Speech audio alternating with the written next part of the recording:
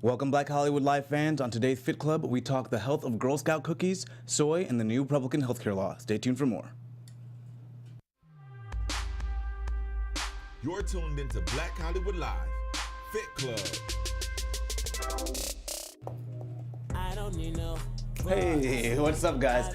Welcome to the Fit Club. I'm your host, Shaka Smith. You can find me on Instagram and Twitter at Shaka Strong, and I am joined by a guest co-host, Rob Thompson. Where can they find you? You can find me at Get Fit by Rob. Awesome. So thank you for joining us. Fallon is out this week. She's having her birthday week, and she's out on vacation having a good time. So it's great to have you in. Thank you for having me again. I really appreciate it. So absolutely, man. We got a bunch of interesting stories, right? Yeah, some really interesting ones. Good ones. Wow. I don't know. What should we start? Let's start with healthcare. Definitely. That's something we can still do something about. Right. I thought this was interesting. So we all know that the new Republican healthcare plan, they want to repeal and replace and the whole jazz. Right. And so the CBO, which is like an independent board, just kind of analyzed the healthcare plan, analyzed the bill, and they found that 24 million people will be left uninsured by 2026 as a result. What do you think about that? You know, it's when I first read it, I was like, those numbers can't be right. You know, especially from a program that's currently in place. Yeah. It may not be 100%, accurate, but at least we have a program in place. Yeah. So to repeal it and then replace it, and then more people over the years, we have way more without health care. Yeah. That's a problem. Yeah, I never understood repeal and replace. Like, if they seem to identify particular problems with Obamacare, why Exactly. not fix those? Exactly. Rather than like having to repeal an entire administrative law.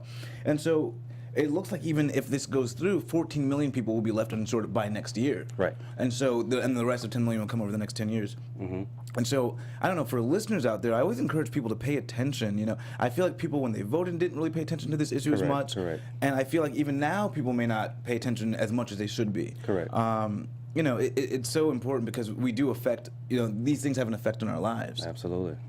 So a couple of different things they wanted to do with the new law is instead of using subsidies, have tax credits. What did you think about that subsidy versus tax credits? Well, I was reading that, and it said that, the tax credits that we currently have in place with Obamacare, that it'll actually decrease with this new plan. Oh, wow. And for people and, families and, business owners, like myself, to pay your own insurance, without a program in place is very expensive. Yeah, and a subsidy is like, you're going to get that up front, Right. So if you're subsidizing my health care, I'm not paying anything at all. Right. Or, some small portion. Versus a tax credit where I have to pay up front, I get that money back in my taxes. Correct. So if you have low income and you can't even afford it in the first place, that's not going to really be of a help to you. At all. Something I thought was interesting, and remember, all this stuff is completely independent, because I think people probably think it's partisan, but it's not. It's by this independent board. Right. And they found that if you're elderly and you're making I want to say you're 64 years old and you're making $26,500 a year, that under Obamacare you pay about $1,700 for healthcare for the year. Exactly. Versus under the new potential plan, $14,600. So that would mean you were making $26,000 and are paying $14,000 in healthcare alone. And so what this really does is it kind of jacks up the health insurance for those who are elderly and not making that much money. And Absolutely. I feel like that's who we should be taking care of the most. Absolutely. Well, hopefully we all just kind of pay attention to this issue. We lobby our senators. I just think it's crazy because without health care, you get inefficiency in the system. Correct. That's more people out of work, more people taking off time to go deal with their health afterwards, after a cancer diagnosis, rather than before. So this was an interesting topic, but hopefully we'll see how it pans out. It looks like it's lost a lot of support from Republicans and Democrats as well. So everyone has questions about it now. Yeah. So it's really troubling, especially like you said with the senior population. When I saw that example, I'm like, so that's basically half of your income for the year you have to pay in health care. Yeah, and you're only making $26,000, so it's not like you're making $1 million, you're paying $500,000, you still got another $500,000. So I hope both parties get together and really try to figure it out and come up with a plan, to help all of us. Yeah, because I think we forget that we're so focused on our fitness that we forget fitness and health, and even politics can then affect how you go about your daily life and how you're living and affect your actual health. Correct. Crazy. But on to somewhat more of a happier topic. Yes, what we got? Girl Scout cookies. Uh-oh. Do you have a favorite? Absolutely. What's your favorite? Shortbread. I'm simple. Nice. What about yours? Mine was always the Samoas, but I went vegan. That's and right. I cannot have the Samoas.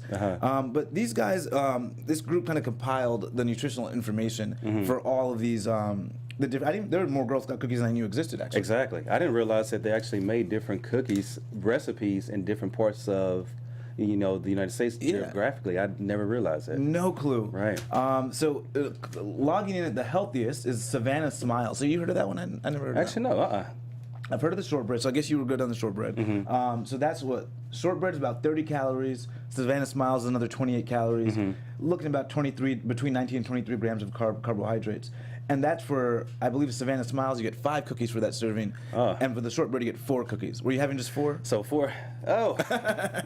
Well, it depends. It depends on what I did that day to work out. But, man, so 4 cookies. So how many minutes I need to burn that off? Oh, well, that's a good question. So what they also did was they compiled how long it would take. So I think that's 30 minutes of a brisk walk.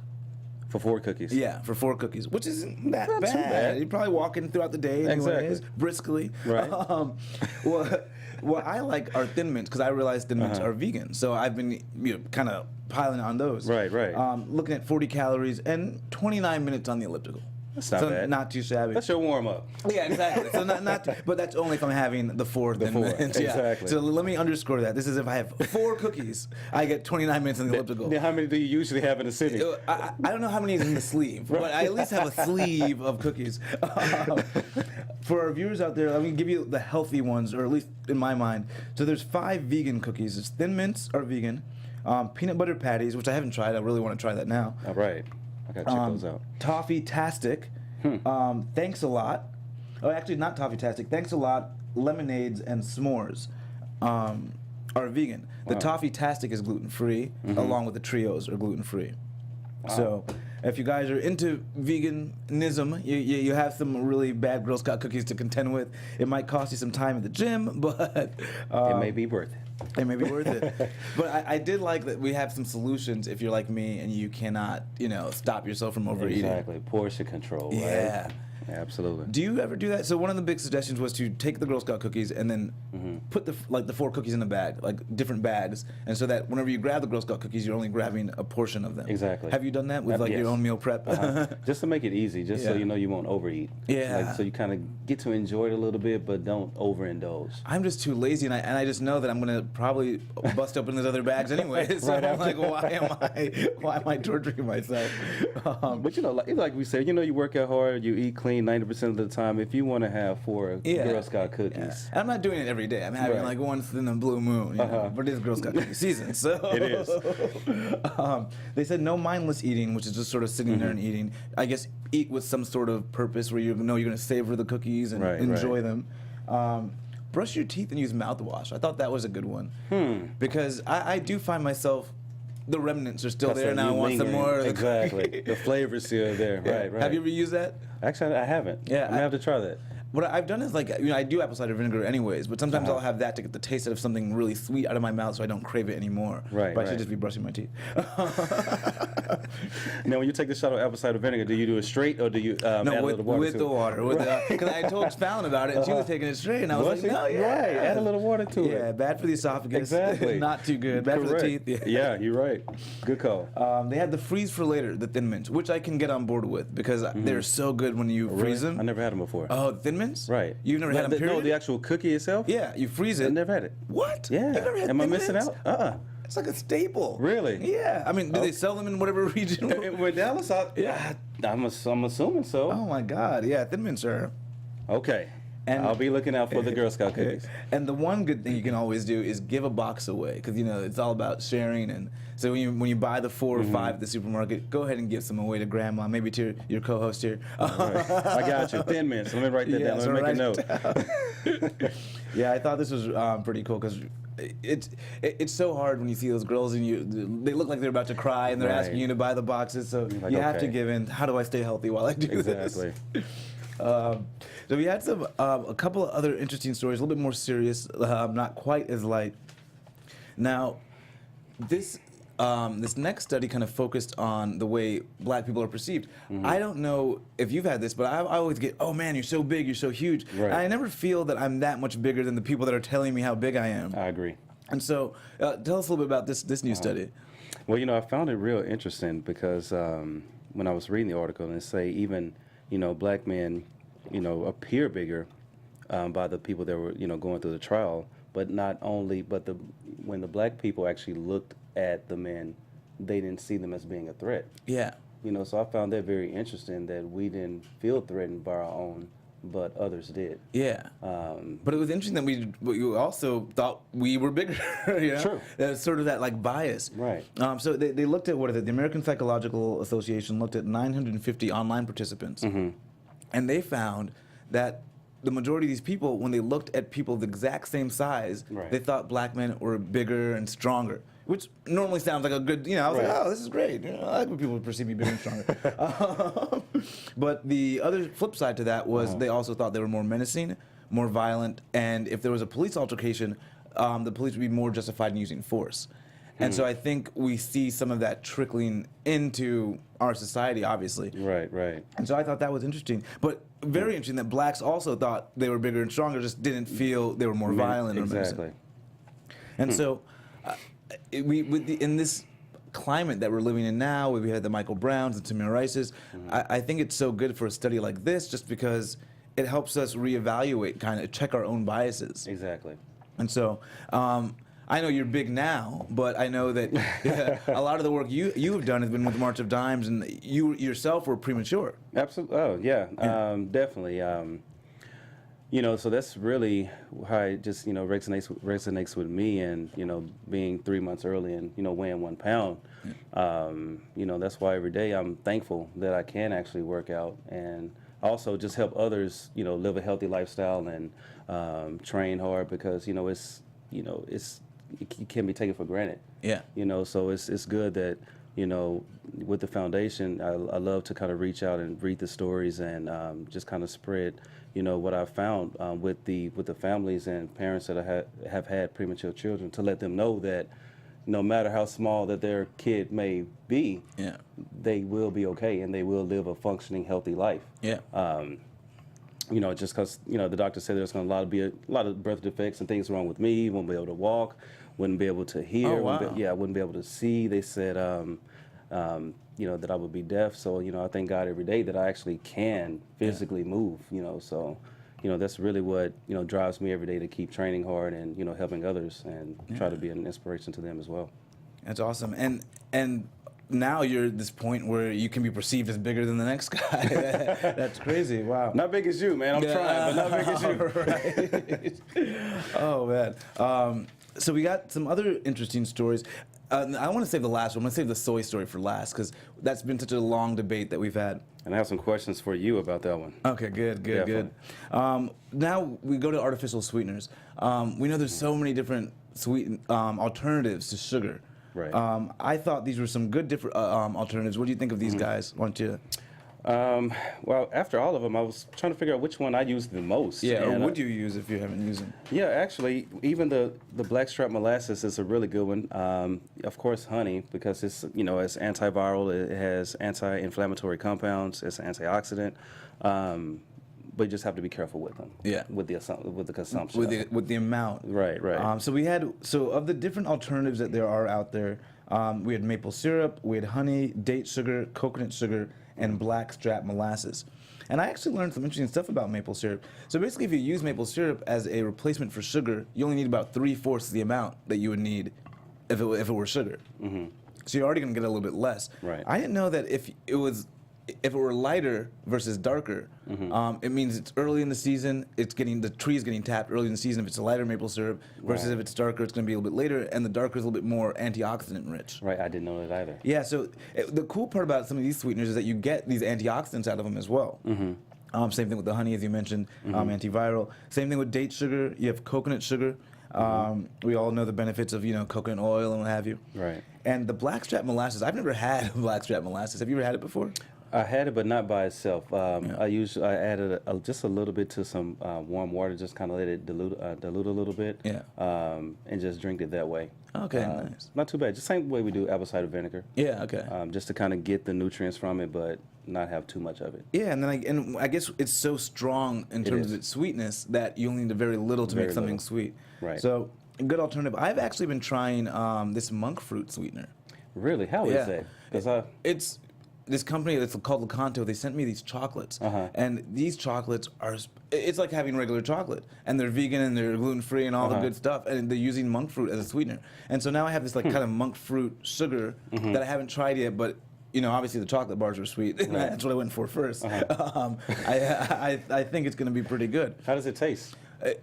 Just normal sweet. It's Like just, a normal sweetener? Yeah. Does it have a distinct? No, some of them have like an aftertaste or Right, something. right. Yeah, nothing distinct. And we know that monk fruit's really high in antioxidants and stuff like that. So I think it might be a viable alternative. So have you tried anything new that's not on this list? No, actually not. Usually I kind of stay away from all sweetness in itself. Yeah. Just to kind of stay away from the carb intake of it. But the black strap molasses is just one I've tried in the past, and of course honey usually mixed a little bit with tea sometimes. Yeah, for me, I'm trying to cook more now, and you do want some sugar in some things, but Right. then you're like, I don't want sugar, I want. Right. So what's the best alternative? So this has been a great list. If you guys out there have any other alternatives that you guys use, we'd love to hear from you guys. You can tweet us, leave comments on the YouTube video, and certainly just get to us any way you can, because we'll be happy to answer your questions and find out what you guys use. And then now we have the big soy debate. Oh yeah. So soy is so controversial, especially when I went vegan. Always. Everyone was like, "But are you having soy? Are you having soy?" Right. And so finally, I said, "You know what? I really need to dig into this."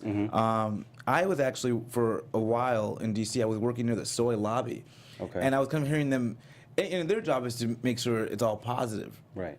And so I was actually hearing them trying to hide some studies that were not favorable to soy.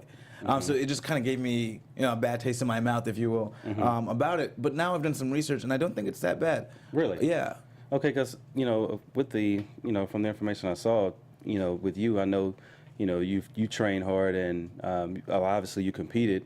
Did you compete in taking soy during that time? Well, not the entire time, but for some of that time. And so, what's the big thing that when you hear soy, what do you think of? What's the first Estrogen. thing? Exactly, same thing here. Exactly. It's estrogenic, right? Right. And so, but then I was like, wait, what does that really mean? And then I was hearing some, things about maybe it's organic versus natural. Right. But so it's a phytoestrogen, and a phytoestrogen is plant estrogen, not human estrogen. And so what was happening is they had a couple of studies. I want to say it was like the 70s, where they did some animal studies, and they were finding that the animals, or like a couple of farm animals, had high estrogen levels, were having trouble with fertility. I think it was one particular study with sheep, and then one with rats. But there's been the studies in humans haven't shown any estrogenic levels at all. Right. And then the shift went to whether it was helping cancer or not helping cancer. And there's been so much evidence that it actually decreases cancer, Right. The rates of cancer. And even the concern about breast cancer, it seems like in the most recent study in 2017, it's gotten rid of that concern as well. Right. So what are your views now on soy? Honestly, after reading the article, and about a couple of months ago, I started to try a soy like replacement, like vegan sausage. Yeah. And I started to add substitute that, instead of some of my, meat servings throughout the day, because I still love my turkey, chicken. Yeah. But I just try to do a little bit less animal protein, Yeah. and it's amazing. Yeah, you haven't had any Nope. no issues. No issues. Not growing breast, no. No, so I'm like, it seems, from the articles and reading it makes sense. Yeah, and that was the most surprising thing to me, is that since it's been studied since the 50s, 60s, that there's actually been no human study that showed it would be Right. estrogenic. The Right. way people talk about it, you would just assume That it's clearly someone. Exactly. And I think that's an issue in the fitness industry in general. We all spout these facts And say one then- thing, exactly, and it's wildfire. Exactly, Right. and to some degree, everyone at some point's a newbie in the industry. So you hear something, you take it, oh, it must be true because everyone else is talking about Exactly. it. And so I really like this study as a vegan, because I was like, you know what? I knew you would. We can put soy back on the map. Exactly. I wanted to get into what you're working on these days. Oh, man, just been busy, training a lot of my clients, it's pilot season, and, working with, all my clients in the entertainment industry, and of course the girls that's competing for Miss California and nice. upcoming the Miss USA pageant. And I'm actually working on revamping my website so I can provide some more insight to people. So if they can't train with me directly, I'm breaking down different programs, 4-week, 8-week, and 12-week programs that makes it real specific to them. So it's just not that something general that they just follow and it really doesn't meet their goals or the muscle imbalances they may have. So I'm just trying to make it a little bit more specific and just to kind of help people not only look better but move better and be more functional at the same time. And do you have like a philosophy or like a principle that you kind of? Yeah, well, just over the years of training for 13 years and, dealing with all different types of clients, from senior citizens to athletes and everything in between. And, just from, the knowledge I've learned in school and then through, National Academy of Sports Medicine, NASM, just try to really be more specific to the body and just make sure that the clients are not only reaching their goal, but not getting injured at the same time. So what's the process for you now? So I come in, so maybe I have 30 pounds to lose. I can pick a 4-week or a 6-week or 12-week program. 4-week, 8-week, or 12-week program online. And then how do you like when you do stuff online? Because I'm always skeptical if it's online, right? Like, right. How do I actually get motivated? How do I actually do the work? How hands-on are you? All over the place. Yeah. Even with all my clients, I'm texting, I'm calling, I'm emailing. But with the online, what I'm having them do is actually sending me a video assessment. So I can actually see how their body is moving directly. And then making the workout based off of what I see. And then weekly check-ins, things like that, to make sure that they're actually making a little bit progress. And then if we need to tweak something throughout the workout, we'll tweak it.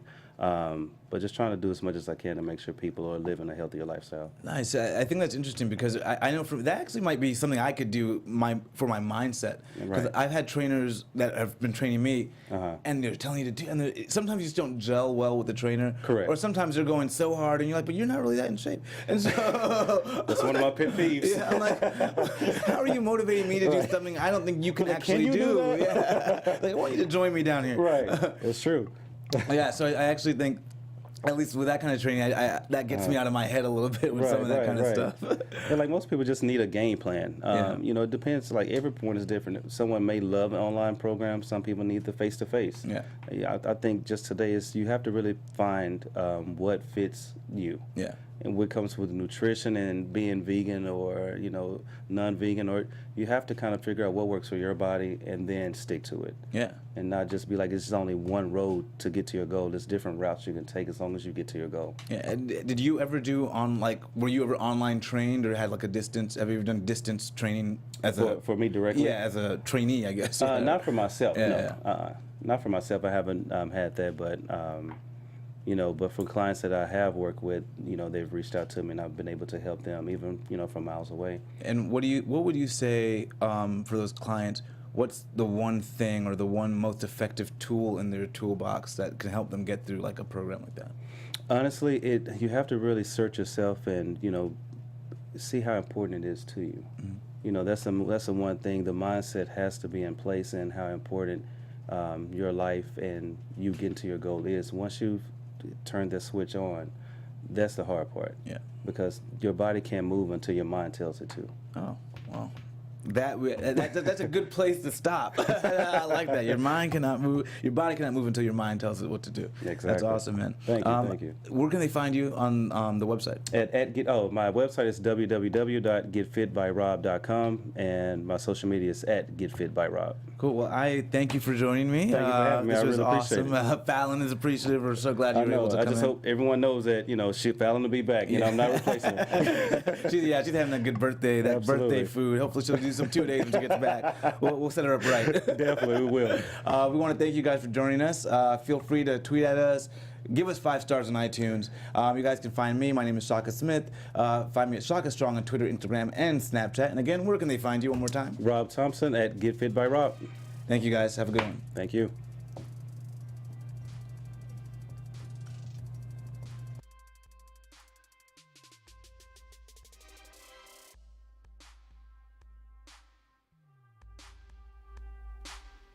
From executives Keven Undergaro, Dario Kristen, Tiana Hobson, and the entire BHL staff, we would like to thank you for supporting Black Hollywood Live. the first online broadcast network dedicated to African American entertainment. For questions and comments, contact us. info@blackhollywoodlive.com. Like us on Facebook, tweet us, or Instagram us at BHL Online. And I am the official voice of Black Hollywood Live, Scipio. Instagram me at KingXOBay. Thanks for tuning in. Redefined. The views expressed here are those of the host only and do not necessarily reflect the views of BHL or its owners or principals.